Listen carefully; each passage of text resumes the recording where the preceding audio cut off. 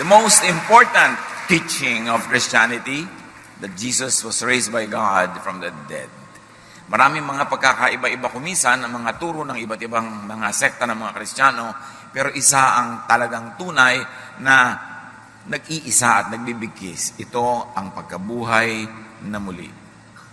John 2:18, the Jews then responded to him, "What sign can you show us to prove your authority to do all this?"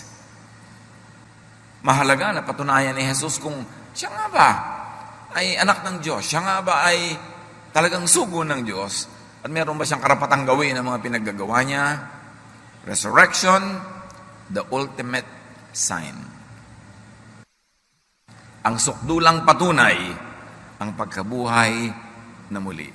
Salamat, Amang Diyos, sapagkat kayo ang bumuhay kay Jesus na aming tagapagligtas. Kayo ang bumuhay sa lahat ng mga kahulugan ng kanyang misyon para sa amin. Turuan niyo kami na lalo pa naming maunawa ang lalim, lawak at taas ng kahulugan ng pagkabuhay na muli ni Jesus. Kayo mangaral, pagpalain niyo po ang iyong mga anak, at lalo niyo pong bigyan ng mga luwalhati ang iyong sarili, O Diyos, sapagkat kayo ang karapat dapat tumanggap ng lahat ng ito. Pinupuri namin kayo sa ngalan ng buhay naming tagapagligtas na si Jesus. Ano ang mga nangyari sa kasaysayan? Taon-taon, di ginugunita, alam natin na sa araw na ito na atin ngayon pinagdiriwang, ang Panginoong Jesus ay nabuhay na muli mula sa kamatayan. At ito ay sa pakalaking patunay, pinakamalaking patunay, na siya ay kinalulugdan ng Ama sa langit. What are God's affirmations of Jesus? Ang tanong, anong patunay mo na may karapatan ka? Anong patunay mo na ikaw nga ay may hawak na katotohanan? After baptism, God in heaven affirmed Jesus. Matthew 3:16-17, nang mga bautismuhan si Jesus, kaagad siyang umahon sa tubig. Nabuksan ang langit at nakita ni Jesus ang Espiritu ng Diyos na bumababang parang isang kalapati at dumapo sa kanya. At isang tinig mula sa langit ang nagsabi, "Ito ang minamahal kong anak na lubos kong kinalulugdan." Kay Jesus ipinakita ang bumabang Espiritu sa anyo ng kalapati. Hindi totoong kalapati, sa anyo ng kalapati. It's an affirmation by the Father to Jesus that God is delighted with Him and what He has been doing so far. At sa teksto ng nakasulat ay maaaring nadinig din ng marami, or at least ni John the Baptizer, ang tinig na nagmula sa langit. Isang pagpapatotoo at pagpapakilala kung sino si Jesus. God affirmed Jesus in the Transfiguration, even more dramatically. Matthew 17:1-6. Isinama ni Jesus si Pedro at ang magkapatid na Santiago at Juan at sila'y umakyat sa isang mataas na bundok. Habang sila'y naroon, nakita nilang nagbago ang anyo ni Jesus. Nagliwanag na parang araw ang kanyang mukha at nagningning sa kaputian ang kanyang damit. At nakita ng tatlong alagad sina Moises at Elias na nakikipag-usap kay Jesus. Nililiman sila ng napakaliwanag na ulap. Mula rito'y may tinig na nagsabi, "Ito ang minamahal kong anak na lubos kong kinalulugdan. Pakinggan niyo siya." Ang itinuro si Jesus, hindi si Moses, hindi si Elijah, si Jesus. Sabi ng tinig, "Ito ang anak ko, kinalulugdan ko, sa kanya kayo makinig." And of course, as we celebrate today, God affirmed Jesus by the resurrection. Acts 4:10, si Jesucristo na inyong ipinako sa krus ay muling binuhay ng Diyos. Nabigo ang tangka ng mga religious leaders ng Israel, napatayin si Jesus at ilibing kasama niya ang kanyang mensahe. Sa pagbangon ni Jesus mula sa kamatayan, ay bumangon din kasama niya ang kanyang mensahe ng kaligtasan, kaligtasan mula sa mga pahirap ng relihiyon, kaligtasan mula sa kaparusahan ng kasalanan, kaligtasan mula sa mga pagdurusang gawa-gawa rin ng tao. And of course, God affirmed Jesus in the ascension. Na matapos ang ilang araw, si Jesus ay umakyat sa langit, kitang-kita ng mga maraming saksi. Acts 1:9, si Jesus ay iniakyat sa langit habang ang mga alagad ay nakatingin sa kanya at natakpan siya ng ulap. And God affirmed Jesus with the return in the Holy Spirit and as the Holy Spirit. So, yun ang nangyari kay Jesus na siya'y binuhay. Ano ngayon ang nangyari sa believers? John 14:16-19, sabi ni Jesus, bago pa mangyari itong pagdating ng Espiritong Banal, dadalangin ako sa Ama upang kayo ibigyan niya ng isang patnubay na magiging kasama ninyo magpakailanman. Siya ang Espiritu ng katotohanan. Hindi ko kayo iiwanang mga ulila. Babalik ako sa inyo, kaunting panahon lamang, at hindi na ako makikita sa sanlibutan ito. Ngunit, ako yung makikita ninyo, sapagkat buhay ako, mabubuhay din kayo. So, ipinangako ni Jesus, pag-alis ko, hindi kayo mauulila. Saglit lamang, hihilingin ko sa Ama na ipadala ang Espiritu. Na yun, ay parang ako na rin. Aalagaan ko kayo sa pag-aalaga sa inyo ng Espiritong Banal. At yun nga ay naganap. Acts 2:1-3. Nagkatipon silang lahat sa isang lugar nang sumapit ang araw ng Pentecost. Walang ano-ano'y may ingay na nagmula sa langit, na tulad ng ugong ng malakas na hangin, at napuno nito ang bahay na kinaroroonan nila. Wala na si Kristo sa lupa. Nangungulila ang mga tagasunod ni Jesus. Ang ginagawa nila ay nagtitipon-tipon sila, nananalangin, humuhugot sila ng lakas mula sa isa't isa, at biglang nangyari ang naganap. Kapistahan noon ng Pentecost. May nakita silang para mga dilang apoy na dumapo sa bawat isa sa kanila.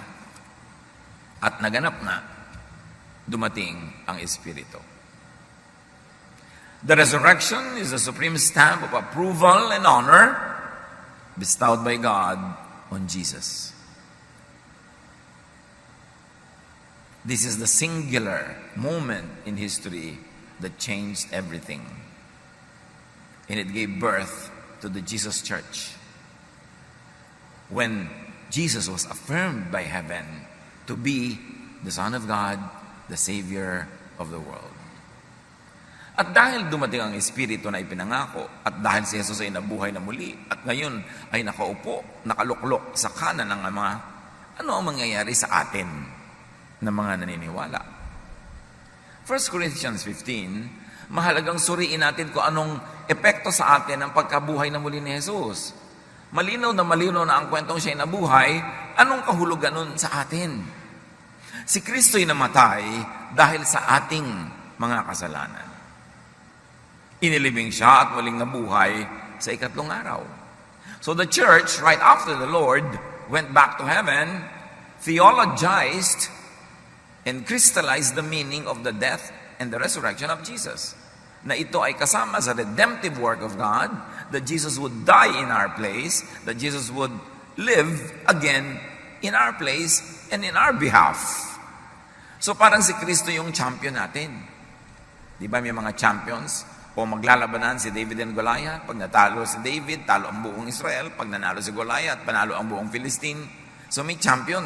Sa paglalabanan ng champion, ang panalo ng champion mo o pagkatalo niya, yun din ang pagkatalo o pagkapanalo mo. Our champion won and lived again. Kaya sabi, dahil dyan, may buhay tayong walang hanggan. So inilibing siya at muling nabuhay sa ikatlong araw. At siya ay nagpakita kay Pedro at saka sa 12. Pagkatapos nagpakita siya sa mahigit 500 kapatid na nagkakatipon. Sinasabi kasi ng iba, ilusyon lang nila yung pagbangon ni Jesus mula sa kamatayan, guni-guni. Kaya pinapaliwanag ditong mabuti, nagpakita siya kay Pedro, nagpakita siya sa 12, pagkatapos sa mahigit 500 kapatid na nagkakatipon. Kung bakit hindi inireport nito, nagsusulat na ito, na unang nagpakita sa mga babae at kay Maria Magdalena, ewan ko sa kanila. Pero talagang sa babae unang nagpakita ang Panginoon, alam natin yon. Pero ngayon, wala dito sa report. Kaya dapat binabasa mo yung buong report sa iba't ibang libro, sa iba't ibang chapter. Sa katunayan, kung merong dapat mag-preach ng resurrection ni Jesus on Resurrection Sundays, dapat puro babae. Kasi sa babae siya unang nagpakita at babae ang unang nag-preach ng resurrection. Pero alam niyo naman, the last 2,000 years, masyadong male-dominated ang religion. Pati tuloy yung mga tunay na role ng mga babae na ilalagay sa isang tabi dahil yung mga lalaking nangunguna, laging ginigilid-gilid, nilalagay sa mga sulok-sulok ang mga kababaihan. Sa pagpapatuloy nitong binabasa, marami sa kanila'y buhay pa hanggang ngayon. Subalit patay na rin ang ilan. Bakit sinasabi ni Paul ito? So niya, alam niyo hanggang ngayon, while I'm writing this, marami pang living witnesses. Nakita nila ang risen Jesus. Kung meron kayo pag-aalinlangan, meron kayo tanong, puntahan nyo, buhay pa ang iba. Although, sa katandaan ng iba, ay umuna na sa atin. At nagpakita rin siya kay Santiago, meaning James, at pagkatapos ay sa lahat ng mga apostol. Sa kahuli-huli ay nagpakita rin siya sa akin. Bakit nagpakita si Jesus kay Pablo? Hindi naman siya kasama sa original 12. Tapos na ang lahat ng pagtuturo sa mga 12. Bakit nagpakita pa muli kay Pablo? When Jesus was already ascended to heaven. Kaya hindi na physical ang pagpapakita niya kay Pablo. Maaaring dahil sa period na yon in the church history, inaagaw na ng mga Judaizers ang Christianity. Pinipilit na ng mga conservative Jews who had become Christians na gawing Jew uli ang bagong-bagong silang na pagkakaunawa sa Diyos, yung Kristyanidad. Pinipilit na lang gawing Hudyo ang mga Kristiyano. Kaya si Paul ang pinakamatapang at pinakamalinaw magturo against the rejudaizing of Christianity. Maaring kaya nagpakita sa kanya, may nagaganap na sa church, ang aga-aga pa lang, nagbabackslide na sila into Judaism. Nagwawagi yung mga Judaizers sa Jerusalem at gusto nilang gapiin ang mga Gentile believers and turn them into Jews. Kaya si Pablo ang pinakamalinaw ang pagtuturo laban sa movement na ito to Judaize the Christians. Sa pagpapatuloy, verse 12, ngayon, kung ipinapangaral namin si Kristo yung muling nabuhay, bakit sinasabi ng ilan sa inyo na hindi bubuhay yung muli ang mga patay? Bakit kumakalat ang balita na hindi mabubuhay ang mga mananampalataya? Kasi alam niyo yung mga Sadducees, isang sekta ng Judaism, hindi sila naniniwala sa life after death. Hindi sila naniniwala sa eternal life. At eto, pumapasok na sa mga Kristiyano mismo ang mga huwad na katuruan na ito, mga fake news. Kaya agad-agad sumulat itong concerned na si Paul. Kung totoo yan, lilitaw na hindi muling binuhay si Kristo. Sa inyo, kung totoong hindi mabubuhay ang mga mananampalataya, edi hindi rin nabuhay si Kristo. And the obvious argument is, nabuhay si Kristo, therefore mabubuhay ang mga mananampalataya. At kung si Kristo ay hindi muling binuhay, walang kabuluhan ng ating pangangaral at walang katuturan ng inyong pananampalataya. Sayang ang pag-aayos natin, sayang ang pagpunta sa church kung hindi binuhay si Jesus dahil mamamatay ka rin lang pala, so wag na lang. Pero dahil binuhay si Jesus, hindi sayang. Hindi sayang ang paninindigan, ang pagpapagod, ang pagbibigay sa gawain, at ang pagpapakabait. Kasi buhay si Jesus. Hindi lamang yan, lilitaw pa kung hindi binuhay si Jesus, na ang lahat ng mga namatay na sumampalataya kay Kristo ay mapapahamak or napahamak. Yun ang mangyayari kung hindi talaga binuhay si Jesus. So, sumunod lang pala sila sa patay, namatay sila, di patay-patay lahat. Sayang.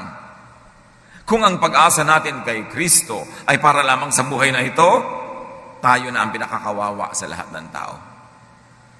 Sabi ko, ang effect sa inyo ni Jesus, pang dito lang sa earthly life, kawawa tayong lahat. Biruin mo naman, nagsaserve tayo, nag-uubos tayo ng panahon sa pagsamba, sa paglilingkod, nagbibigay tayo ng ating time, talent, treasure, tinitimpi natin ang mga gusto nating gawing mali, nagpapakabaitan, nagpapakabuti tayo. Pagkatapos, hindi naman pala binuhay si Jesus, hindi, sayang lang ang lahat. But the argument goes backwards, na dahil si Jesus ay binuhay, walang sayang sa mga ginagawa natin para sa pagpapalawig, pagpalaganap, pagpapalago ng kaharian ni Jesus. Verse 20, ngunit sa katunayan, si Kristo'y muling binuhay. At ito'y katibayan na muling ang bubuhayin ang mga patay at mga mamamatay pa. So hindi kawawa ang mga believers, hindi lugi, hindi napahamak ang mga sumakabilang buhay na noon pa na nananalig kay Jesus. May kabuluhan ng pananampalataya, mayroong kabuluhan ng pangangaral sa pangalan ni Kristo dahil mabubuhay muli ang mga mananampalataya. Kung paanong dumating ang kamatayan sa pamamagitan ng isang tao, meaning Adam, gayon naman dumating ang muling pagkabuhay sa pamamagitan din ng isang tao, meaning Jesus. So ang usapin na dito ni Paul is racial. The whole human race fell because their champion Adam fell. But in Jesus, the new champion of the people, humanity will rise again. Sapagkat kung paano namamatay ang lahat dahil sa kanilang kaugnayan kay Adan, gayon din naman, mabubuhay ang lahat dahil sa kanilang kaugnayan kay Kristo. Binaligtad ni Jesus ang tree of temptation, the tree of sin, sa garden. May tree sa garden, dahil sa tree na yan, nagkaroon ng fall, nagkaroon ng sin, nagkaroon ng damnation. Binaligtad ni Jesus yon, ginawa ni Jesus na tree of life, yung tree of sin and temptation. John 15:5, I am the vine. Hindi baging yan, puno ang mas magandang pananagalog dyan. I am the vine, you are the branches. If you remain in me and I in you, you will bear much fruit. Apart from me, you can do nothing. Kita nyo kung paano binaligtad ni Jesus yung tree of temptation. Na pag kumain ka ng prutas doon, ikay mapapahamak. Ngayon, ginawa ni Jesus, sabi niya, ako na ang puno. At hindi lang kayo pumipitas-pitas, kayo na ang sanga. At hindi kayo pipitas ng prutas lang, kayo mismo ang mamumunga ng prutas. At ang pipitas ng inyong bunga, ang makikinig sa inyong aral, ang sasama sa inyong pag-akay, ang tatanggap na inyong mga pagtuturo at pagmamahal, sila ay mabibiyayaan din. Dahil hindi na lang kayo ngayon eater and recipient of the fruit, kayo na mismo ang bearer of the fruit for many. Can you see the reversal of the failure that happened in the life of Adam and Eve? Now this is reversed in Jesus. Binaligtad ni Jesus ang ginawa ni Adan. Si Adan ay nabigo, si Jesus ay nagtagumpay. At binaligtad ni Jesus ang nangyari kay Adan, si Adan ay namatay, si Jesus ay nabuhay. Sa pagpapatuloy ng Corinthians, subalit may magtatanong, paano bubuhayin muli ang mga patay? Ano ang magiging uri ng katawan nila? Yan ang laging tanong ng marami, Pastor, pag nasa heaven na po ba tayo, anong pagkain araw-araw? Baka na yun naman ang yun, boring for eternity. Ano po kaya ang isusot ko? At yung tanong nila kay Jesus, yung naging maraming asawa dito sa lupa, sino ang asawa nila sa langit? Ang ginagawa kasi ng mga tao, inililipat lang yung buhay dito, doon sa kabilang buhay na parang everything is the same, napalitan lang yung paligid. No. Hindi dapat pinoproblema yung mga problemang yan. May mga katawan, panglangit, at mayroon namang panlupa. So yung katawan natin yan, panglupa lang yan. Nag-aalala pa yung iba, paano yung mga implants ko? Madadala ko po kaya yun sa eternity? O pag namatay po ba ako, babalik ako sa dating itsura ko bago ako nag-botox? Mga pinoproblema ng mga tao yan. Iba ang kagandahang panlupa at iba ang kagandahang panlangit.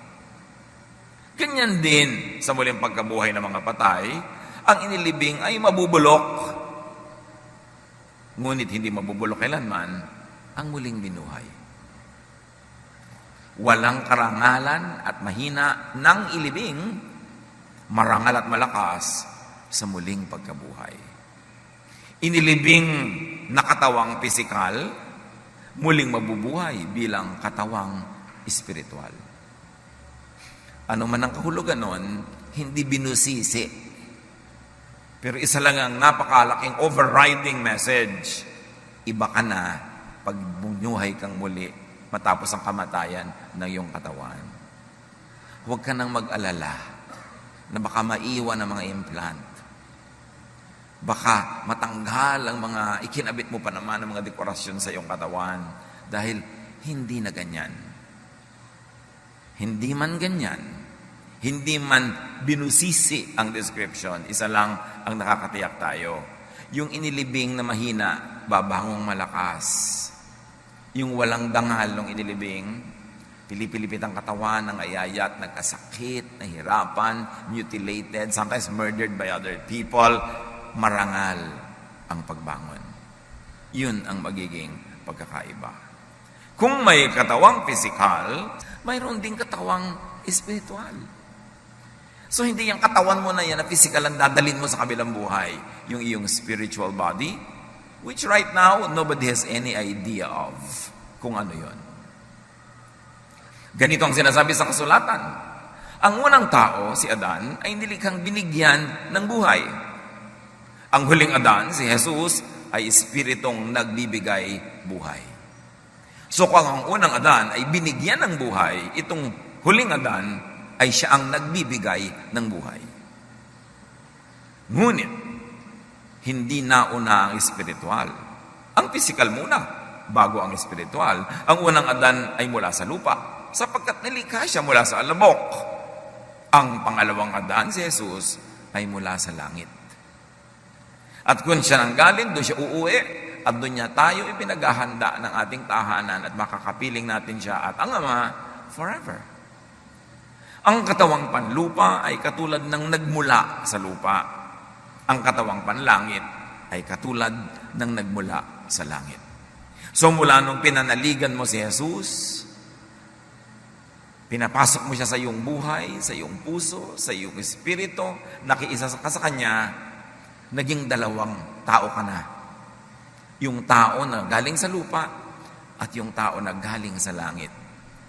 At pag namatay ka, ang mamamatay ay yung galing sa lupa at yung galing sa langit ang mabubuhay na muli at siya ang babalik sa Diyos. Kung paanong tayo ay naging katulad ng taong nagmula sa lupa, matutulad din tayo sa taong nanggaling sa langit. Ito ang ibig kong sabihin, mga kapatid. Ang binubuo ng laman at dugo ay hindi maaaring makibahagi sa kaharian ng Diyos. At ang katawang nasisira ay hindi maaaring magmana ng hindi nasisira. Hindi pwedeng ikaw na ikaw yung babangon.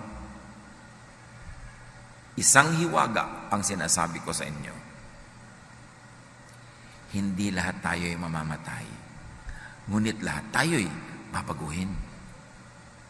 Sa isang sandali, sa isang kisap mata, ang mga patay ay muling bubuhayin at di na muling mamamatay. May dalawang pagtingin sa application ng katuruan na ito. Yung one corporate, one time, big time raising of all the dead at meron din namang individual. Kailan ka binubuhay na muli? Pag ba namatay ka, maghihintay ka pa na ang lahat ay mamatay at sabay-sabay buhayin? O pagkamatay mo, individually ay binubuhay ka ng muli? Parehong tantalizing and promising ang alinman sa readings na yon. But there is only one thing clear. Basta't namatay ka at kay Jesus ka, bubuhayin kang muli. Sabi ng iba, paano naman po kung pagkamatay ay yung pala, hihintayin ko pa yung pagbangon ng lahat ng sabay-sabay na namatay? Di, ang tagal-tagal naman po noon. Patay ka na nga, ba't ka matatagalan? Ikaw ba pag natulog, tapos 8 hours kang natulog, habang natutulog ka ba, sabi mo, ang tagal naman, tulog pa ako, kailan kaya ako gigising? Di ba pag gising mo sa umaga, ay, akala ko kapipikit ko pa lang, umaga na pala, sarap ng tulog ko. Di ganun din yun, kung sakaling sabay-sabay pala ang pagbangon, at natulog ka dyan ng 1,000 taon, hindi mo naman alam dahil tulog ka.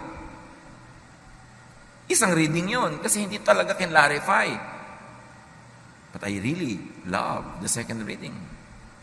Na individually, when you die, you are raised from your death by God. Kaya si Stephen, nung siya'y binabato, hindi pa nga siya namamatay, nakita na niya si Jesus, sabi niya, Jesus, receive my spirit. So pagkalagot ng kanyang hininga, nandun na siya kay Jesus. Napakasarap isipin. At napakaraming verses na nagpapatunay na yun ang mas tumpak at mas magandang kahulugan. Kasi sabi sa John 5:24, when you believe in Christ, you are moved from death to life. You will no longer die. At ang kausap siyempre, yung espiritu mo, hindi yung katawan mo. Because that body will die. Pero sabi sa spirit mo, you will not die. In fact, kung mahirap ang buhay, mabuti pa nga ay mamatay na yung katawan para yung espiritu mo makalaya na at mapunta ka na kay Jesus. Ay naku, kahit po mahirap dito, saka na lang. Mas gusto ko pa rin dito. Which is natural because this is the only life we know. Kaya kahit na pupunta ka na sa Diyos pagkamatay, to die is gain, pero gusto mo pang mag to live is Christ. Because you don't know any other life at this moment. So you will cling to this kind of life as long as you can. And I think that is a God-given desire to live, because to live is to enjoy God's blessings. At sabi pa, pagpapatuloy, babaguhin tayong lahat. Ang ating katawang nabubulok ay mapapalitan ng hindi nabubulok. At ang katawang namamatay ay mapapalitan ng katawang hindi mamamatay. Kapag ang nabubulok ay napalitan ng di nabubulok, at ang may kamatayan ay napalitan ng walang kamatayan, matutupad na ang sinabi sa kasulatan, nalupig na ang kamatayan, lubos na ang tagumpay. Nasaan o kamatayan ng iyong tagumpay? Nasaan o kamatayan ng iyong kamandag? At ang sagot, wala.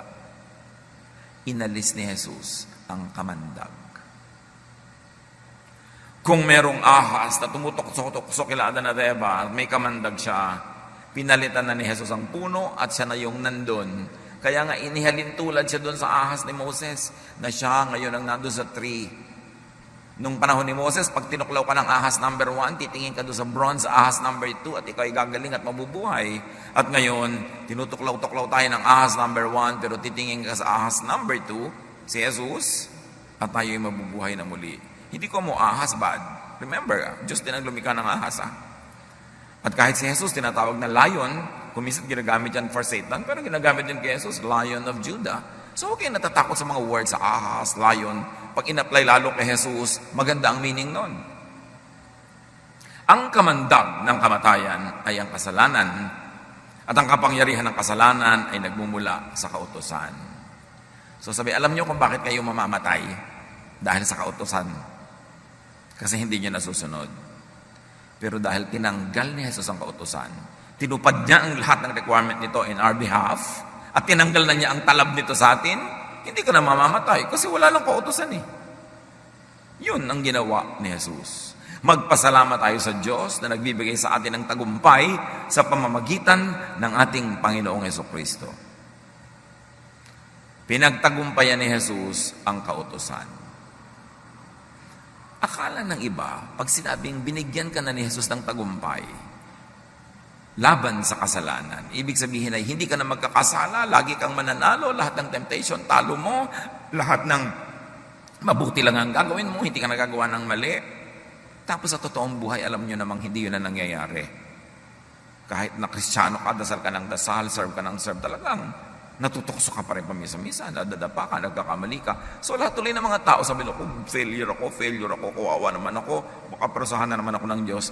Kasi mali ang pagkaunawa natin doon sa tayo'y nagtagumpay na laban sa kasalanan. Hindi ibig sabihin, hindi ka na magkakasala. Ibig sabihin, in the legal courtroom of God, hindi ka na magkakasala kasi tinanggal na yung law.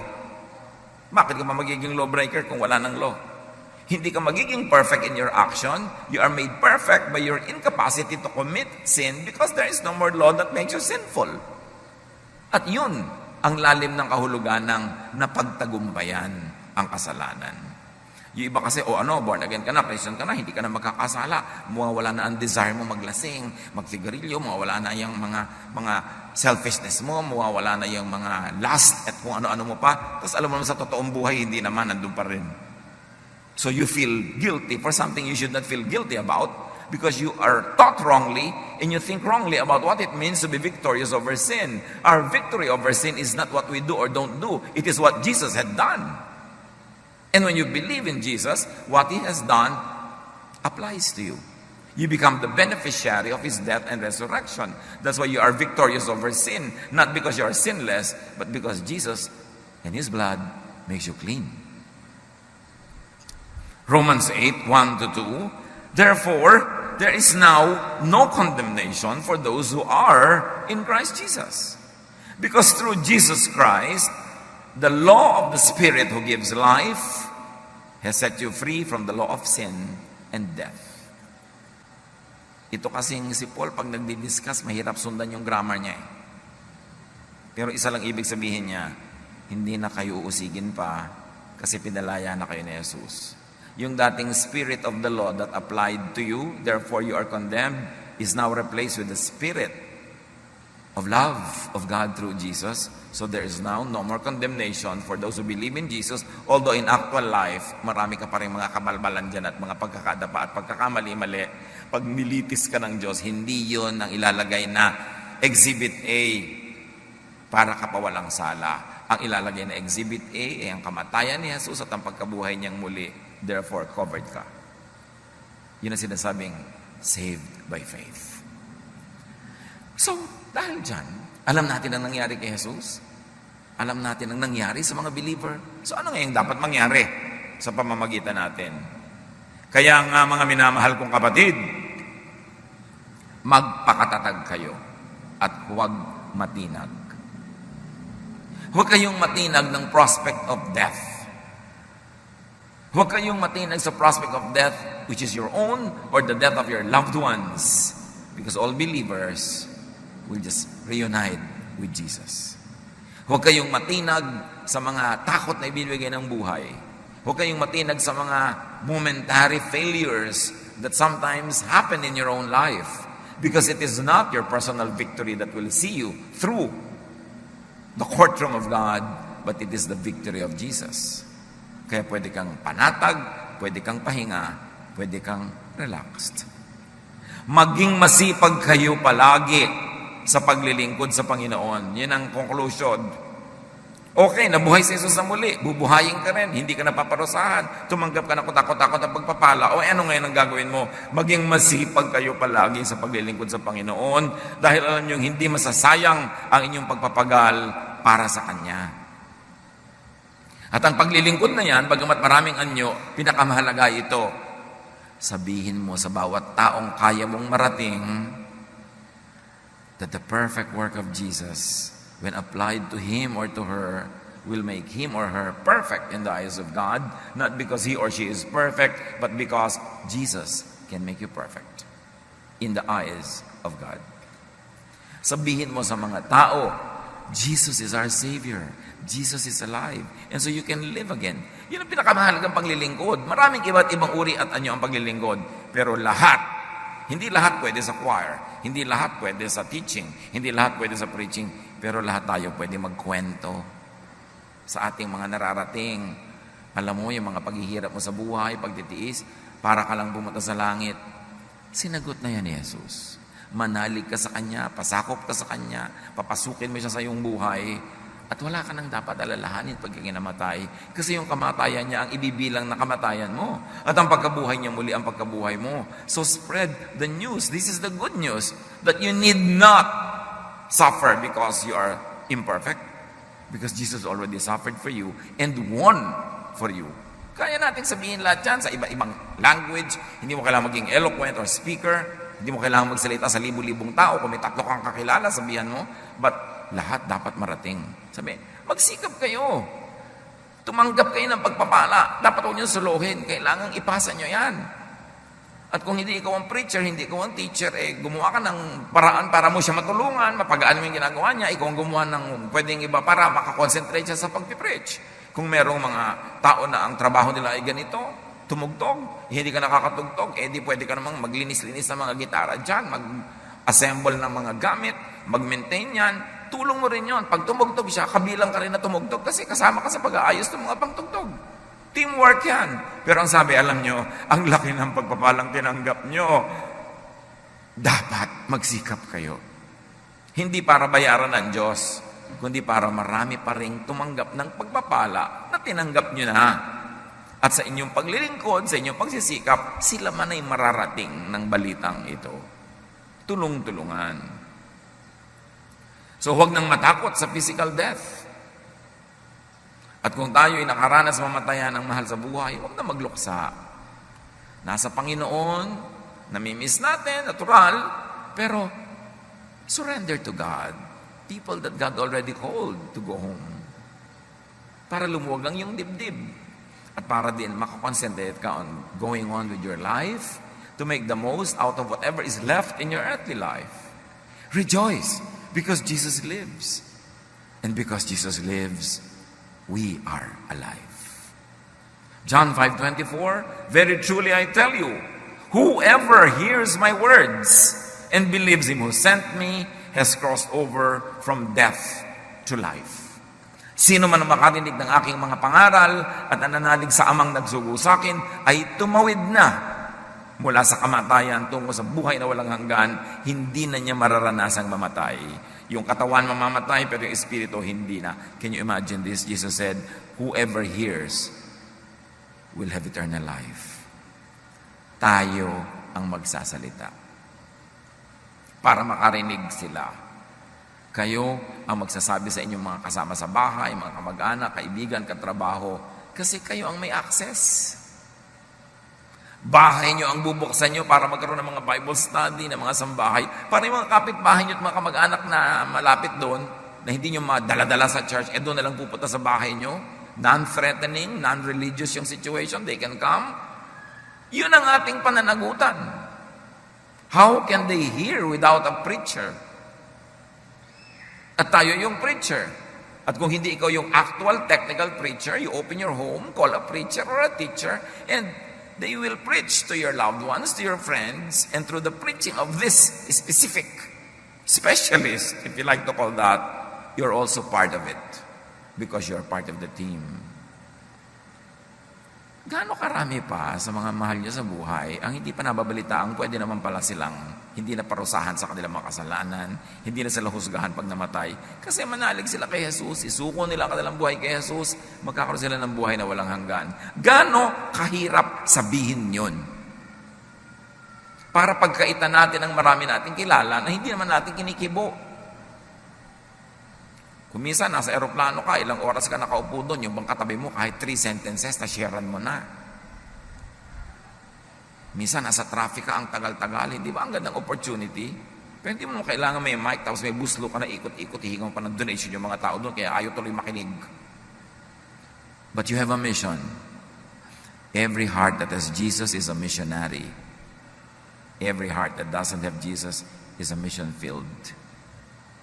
And there are many, many mission fields that only you can go to kasi kayo lang yung may access. Sasabihin iba, bakit kaya nabubuhay pa ako? Namatay na yung mahal ko sa buhay, tapos ako buhay pa. Kasi may assignment ka pa. Do your assignment. Magdala ka pa ng maraming tao sa paanan ni Jesus.